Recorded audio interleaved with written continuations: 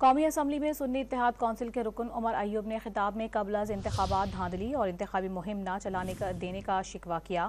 کہا کہ پنجاب اور کے پی میں 10,000 کارکن گرفتار کیے گئے، دونوں صوبوں کے نگراں حکمرانوں پر آرٹیکل 6 لگنا چاہیے۔ بانی پی ٹی آئی پر حملے کا ذمہ دار شہباز شریف کو قرار دیا۔ عمر ایوب نے کہا کہ توشہ خانہ کیس میں کسی کو جیل جانا چاہیے تو وہ نون لیگی قیادت ہے۔ 9 مئی کے واقعات کی آزادانہ انکوائری کا مطالبہ بھی کیا۔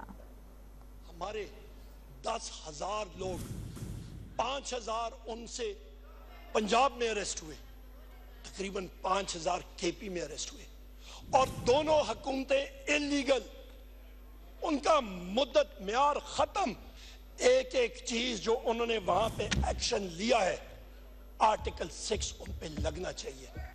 شہباز شریف کا، یہ پی ڈی ایم 2 حکومت کا، محسن نقوی کا، ڈاکٹر عثمان کا، اور اس کے نیچے جو ٹاؤٹس ہیں، ان کا مسئلہ جو ہے وہ ہے عمران خان صاحب سے ایک ذاتی دشمنی کا۔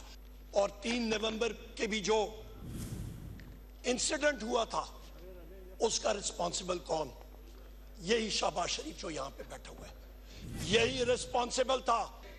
توشہ خانہ کیس میں یا سینٹینس ہوتا ہے اور جیل جانا پڑتا ہے، تو پھر وہ لیڈرشپ یہاں کی جانی چاہیے۔